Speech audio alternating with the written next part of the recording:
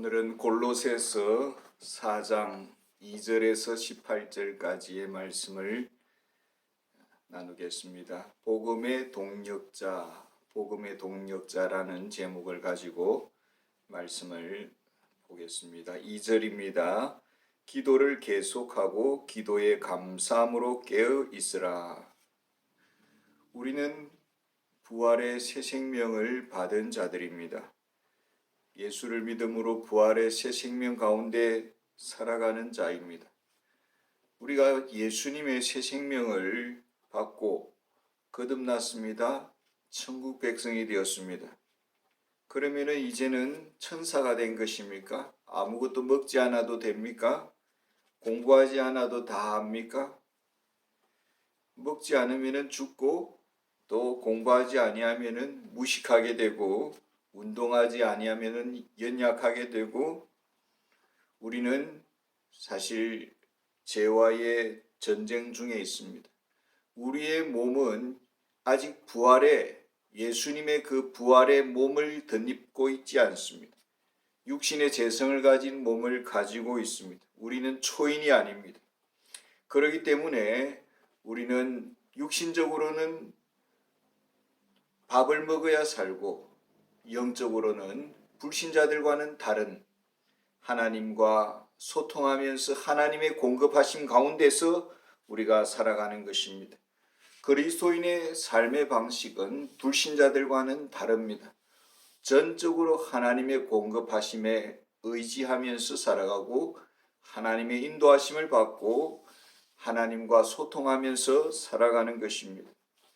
하나님께서 비록 우리 눈에 보이지 않지만은 모든 상황 속에 가까이 계심을 우리가 믿고 있고 우리 하나님은 어떤 상황에서도 우리를 선하게 도와주실 것을 우리가 믿고 또 믿음 가운데서 우리가 하나님께 간구하고 하나님의 도우심을 구하면서 살아가는 것입니다. 이것이 그리스도인의 삶의 방식입니다. 그래서 기도하기를 쉬는 죄를 범하지 말아야 됩니다. 왜냐하면 우리는 아직도 육신의 몸을 입고 있기 때문에 기도를 쉴 때에 우리가 영적인 나태함을 가질 때에 사탄이 틈을 타게 되는 것입니다.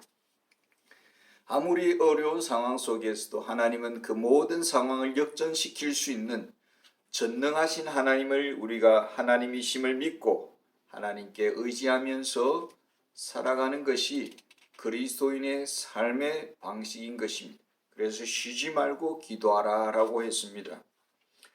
3절과 4절을 읽어보겠습니다. 또한 우리를 위하여 기도하되 하나님이 전도할 문을 우리에게 열어주사 그리스도의 비밀을 말하게 하시기를 구하라. 내가 이 일 때문에 매임을 당하였노라.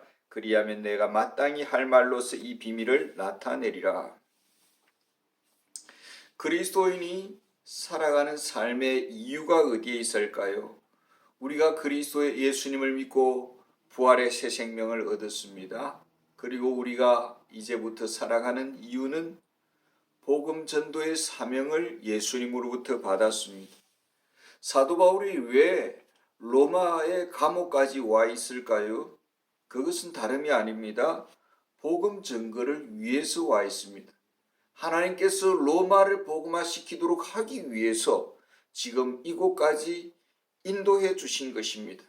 그렇기 때문에 사도 바울의 기도 제목은 이곳에서도 전도의 문이 열리기를 구하고, 전도의 문은 어디에서부터 열려집니까? 우리의 입술이 전도의 입으로 서여져야 되는 것입니다. 하나님께서 우리의 입을 사용하시려는 그 목적이 전도에 있음을 분명히 알아야 됩니다. 그래서 사도 바울은 골로새 성도들에게 기도를 요청을 하고 있습니다.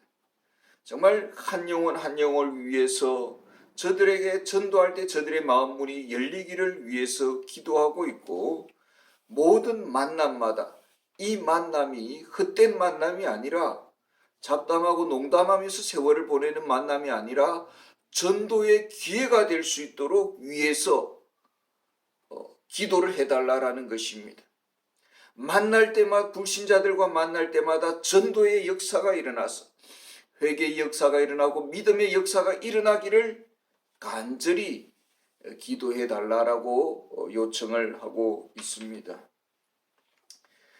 전도의 문은 더 넓게 열려져야 되고 로마뿐만 아니라 스페인까지도 복음이 더 확장되어야 되는 것이고, 그리고 복음의 전달 과정에 있어서 그 모든 것이 은혜롭게 전달되어야 되는 것입니다.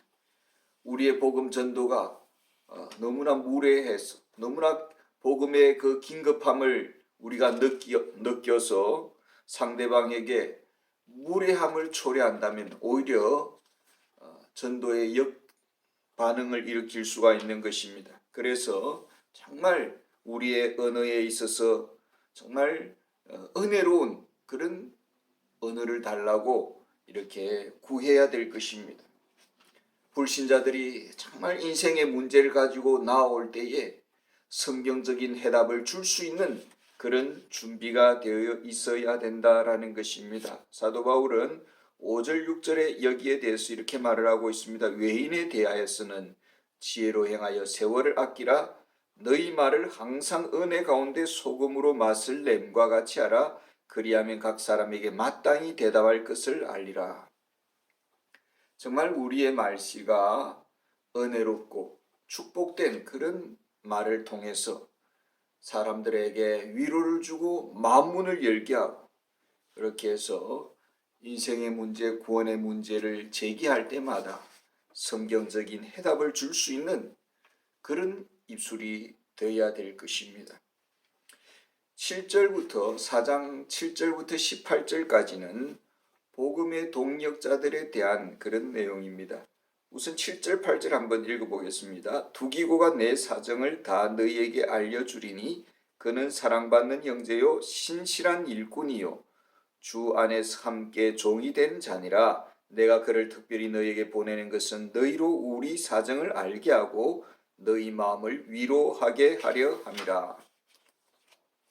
사도 바울은 로마 감옥에 있었지만은 주변에 많은 동역자들이 함께 이렇게 그했던 것을 알 수가 있습니다. 지금 본문에 나오는 숫자만 해도 한 10명 정도가 됩니다.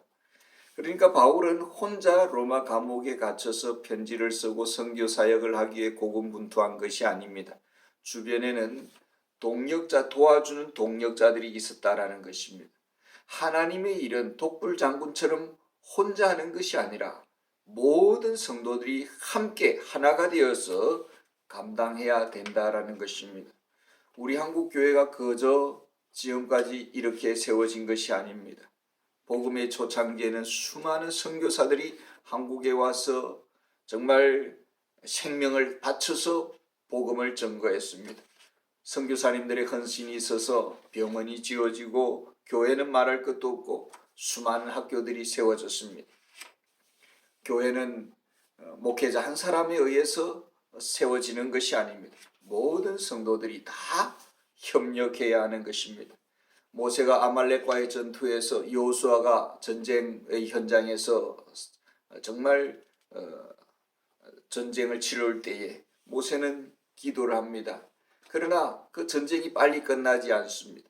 모세의 팔이 무거워 내려올 때에 아론과 훌이 모세의 팔을 붙잡아 주었듯이 우리가 복음 사역에 있어서는 반드시 동력자들과 함께 더불어서 하나가 되어서 팀워크를 이루어야 된다라는 것을 사도 바울은 이 본문을 통해서 우리에게 가르쳐주고 있습니다. 특별히 두기고라는 사람은 사도 바울이 예루살렘에서 붙잡힐 때부터 이미 바울과 함께 했고 로마 감옥까지 함께 동행했고 지금도 바울과 함께 매여 있는 것을 볼 수가 있습니다. 사도 바울은 이 두기고에 대해서 정말 신실한 사람이다라고 그렇게 말을 하고 있고 정말 책임감 있는 사람이다. 그리고 그는 믿음의 한 가족으로 여기고 있습니다. 사랑받는 형제이고 그리스도 예수의 종으로서 정말 종의 마음을 품고 섬기는 마음으로 헌신을 한다라고 아주 칭찬을 하고 높이 추천을 해주고 있는 것을 보게 됩니다. 그래서 이 두기고는 영적으로 눈이 열려서 모든 상황에 대해서 하나님의 관점에서 해석을 하고 골로새 교회에 가면은 골로새 교회에 가면은 바울의 모든 형편과 사정을 잘 설명해 줄 것이다라고 두기고를 보내기를 작정했던 것을 볼 수가 있습니다. 9절에서 11절에 보면은 오네시모 그리고 아리스다고 바나바의 생질 마가 유스도라는 예수에 대한 그 소개가 간략하게 나와 있습니다. 오네시모는 골로새 교회의 중직자인 빌레몬의 노예였습니다. 빌레몬 주인의 집에 어떤 물건을 탐을 내고 도둑질을 했고 그리고 도망자가 되었습니다. 그런데 참 로마의 감옥까지 오게 된 것입니다. 여기서 바울을 만나게 되고 바울을 통해서 복음을 듣게 되고 새로운 사람이 되었습니다.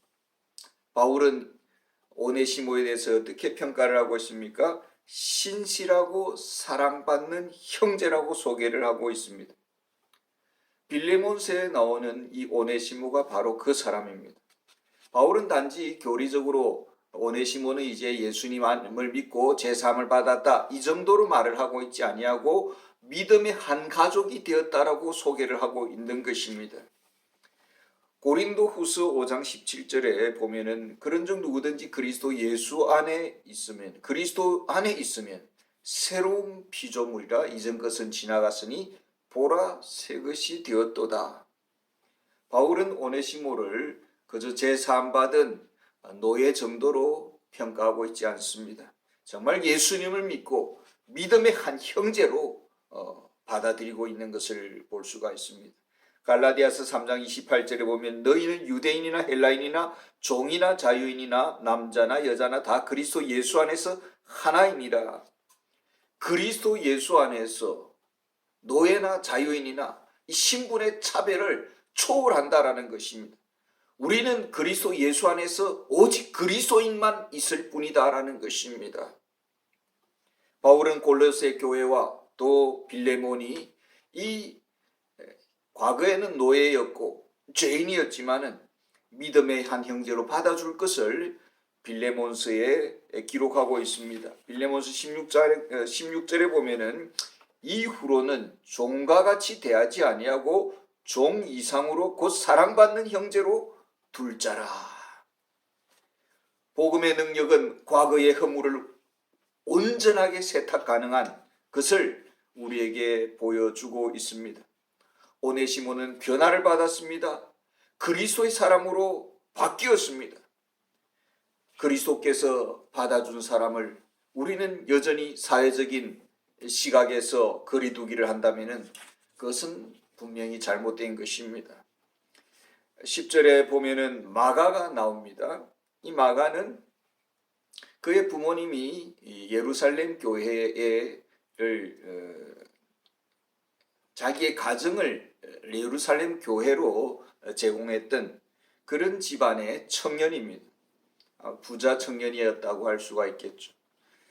이 마가는 바울의 1차 선교 여행 중에 바울의 뒤를 따라 났습니다. 그러다가 바울은 중도 하차하게 되죠.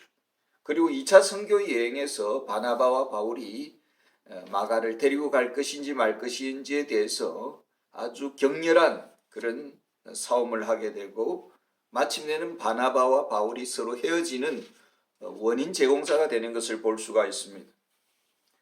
바울은 마가에 대해서 상당히 부정적인 마음을 가지고 있었습니다. 그러나 참 마가는 부모님들의 덕을 많이 입었는지 베드로의 곁에서 다시 신앙의 수업을 받게 되고 많은 변화를 겪게 됩니다.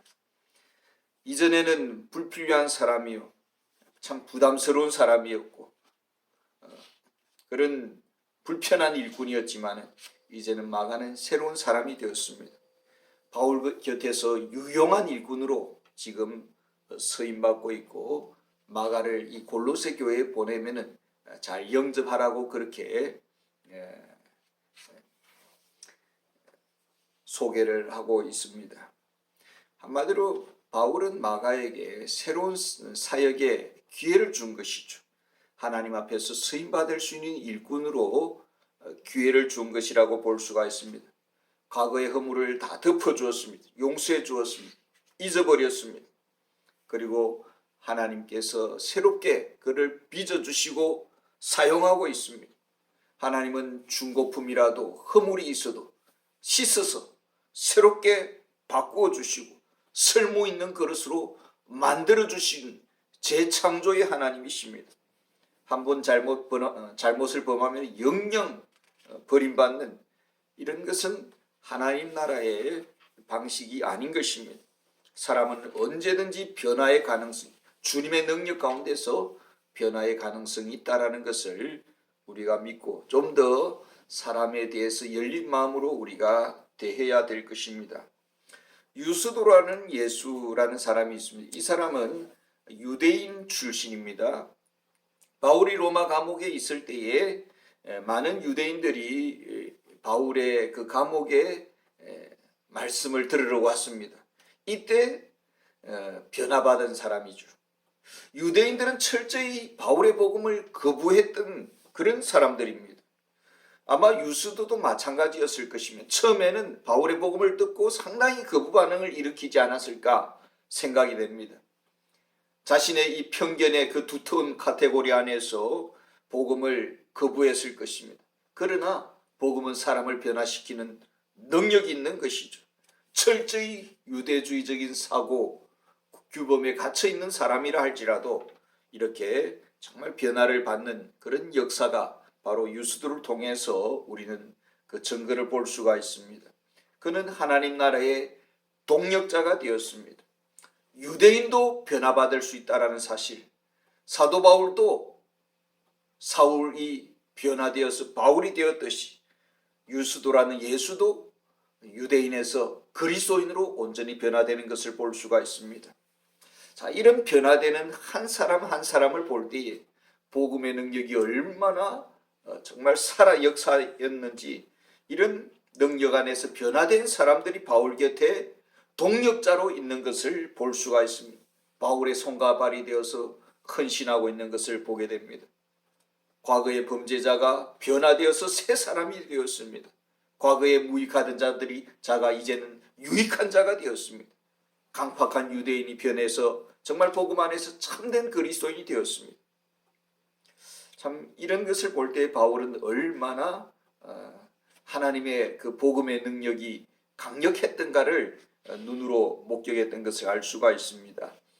12절과 13절을 한번 보겠습니다. 그리스도 예수의 종인 너희에게서 온 에바브라가 너희에게 문안하느니라. 그가 항상 너희를 위하여 애써 기도하여 너희로 하나님의 모든 뜻 가운데서 완전하고 확신 있게 서기를 구하나니 그가 너희와 라오디게아에 있는 자들과 히아라볼리에 있는 자들을 위하여 많이 수고하는 것을 내가 증언하노라. 에바브라는 골로새 지역 출신입니다. 그가 에베소에서 복음을 증거하는 바울에게서 신앙 양육을 받고 골로새 그 고향 지역으로 돌아가서 복음을 전했던, 어찌 보면 선교 사도가 아닌 평신도 전도자였습니다. 근데 에바브라에게는 어떤 마음이 있었습니까? 바울과 같은 비전을 가지고 있었습니다.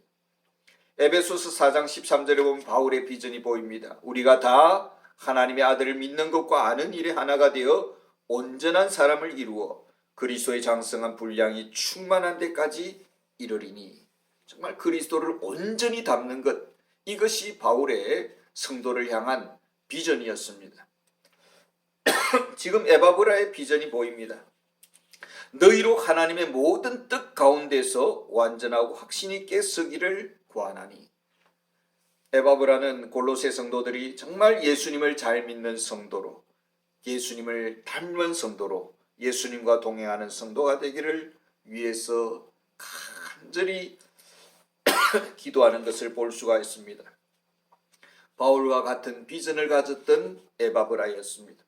모두가 그리스도 예수를 닮아가는 자, 그리스도의 뜻 안에서 모두가 만족하고 진리 안에서 성숙한 성도가 되는 것을 위해서 에바브라는 힘쓰고 애써 간절히 하나님께 기도하는 기도의 사람이었다라는 것을 볼 수가 있고, 에바브라는 골로세라는 지역을 넘어서서 라오디게아 또 히에라볼리라는 이 지역을 품고 전도했던 그런 참 위대한 헌신자였다라는 것을 알 수가 있습니다.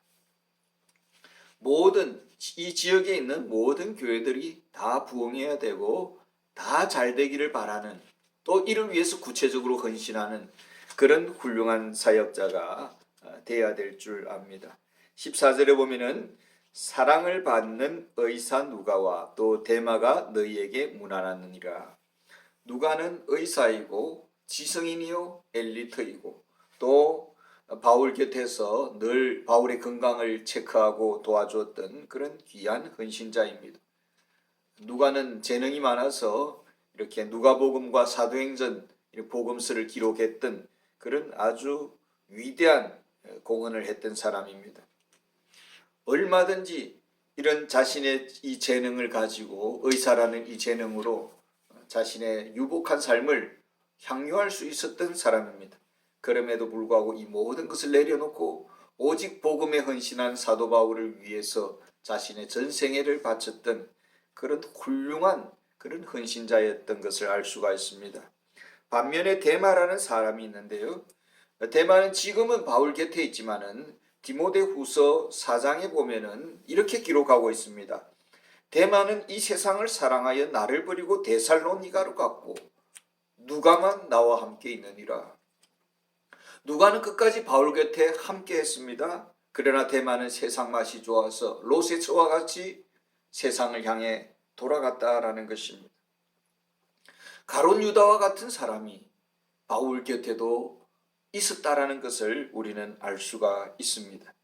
15절에 보면 라오디게아에 있는 형제들과 눈바와 그 여자의 집에 있는 교회에 문안하고, 아마 눈바라는 여인은 라오디게아 교회를 위해서 자신의 가정을, 자신의 집을 오픈했던 것을 볼 수가 있습니다. 자신의 집을 오픈해서 교회로 드려질 정도로 이렇게 헌신적인 그런 여인이었다라는 것입니다. 참 사랑은 그저 달콤한 말이 아니라 정말 자신의 전 집을 바칠 정도의 그런 실천적인 삶의 모습을, 이런 여인에게서 아름다운 그 삶의 모습을 우리는 볼 수가 있습니다. 16절입니다. 이 편지를 너희에게서 읽은 후에 라오디게아인의 교회에서도 읽게 하고 또 라오디게아로부터 오는 편지를 너희도 읽으라. 그러니까 바울이 골로새 교회에 편지를 썼습니다. 뿐만 아니라 라오디게아 교회도 편지를 썼습니다. 근데 서로 교환해서 읽으라라는 것입니다. 근데 어떤 학자는 라오디게아 교회에 보낸 편지가 사라졌다라고 이야기를 하기도 하고, 또 어떤 학자는 아마 이것이 에베소서가 아닐까라고 그렇게 말을 하는 학자도 있습니다. 상당히 유사점이 많고 또 공통분모가 많기 때문에 그렇습니다.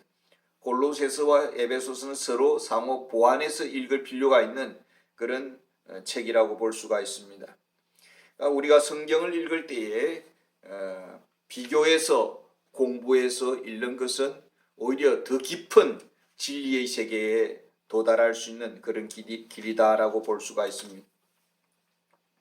우리가 성경 공부를 하면은 머리가 아프고 오히려 은혜가 떨어진다라고 혹 그런 편견을 가지고 있을 수가 있겠는데, 성경 공부는 하면 할수록 더 깊은 은혜의 세계, 더 깊은 진리의 세계에 굳건히 도달하는 길이다라는 것을 우리가 잊지 말아야 되겠습니다. 그래서 성경 공부에 우리가 힘을 써야 될 줄 압니다.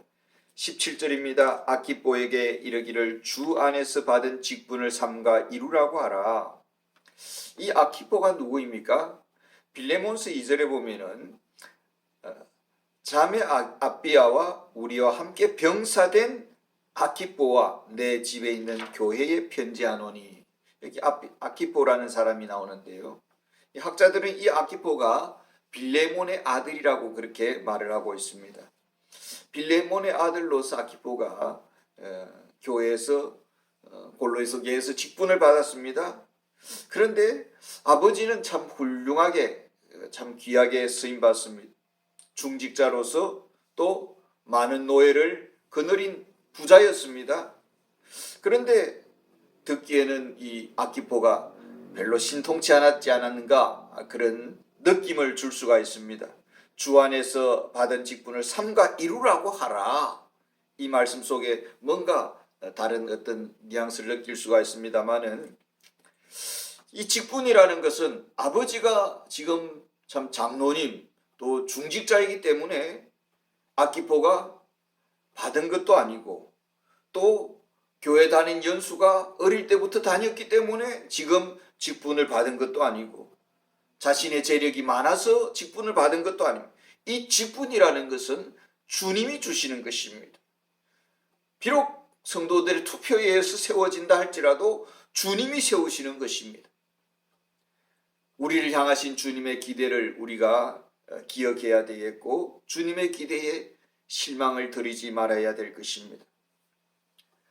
우리가 큰 교회의 직분자 되는 것은 영예롭게 생각을 하고, 또 작은 교회의 직분자 되는 것에 대해서는 조금 소홀하게 생각하는 그런 성향은 없는가 돌아보게 됩니다. 우리 주님의 눈에는 모든 직분이 다 소중한 것이죠. 18절입니다. 나 바울은 친필로 문안하노니 내가 매인 것을 생각하라. 은혜가 너희에게 있을지어다. 지금 바울은 로마 감옥에 있습니다. 매여 있습니다. 그리고 교회를 위해서 편지를 씁니다. 한 사람 한 사람을 격려를 하고 있습니다. 아마 로마 감옥에 있으면서 그냥 룰루랄라 하면서 편지를 썼을까요? 끊임없이 사탄은 특별히 바울을 향해서 끊임없는 도전을 했을 것입니다. 건강의 문제도 있을 것이고, 또 언제 죽을지 모르는 위기의 상황도 있을 것이고, 수많은 그런 압박들, 어려움들을 사도 바울은 은혜 가운데서 잘 견디면서 지금 은혜롭게 복음 진리의 편지를 쓰고 있습니다.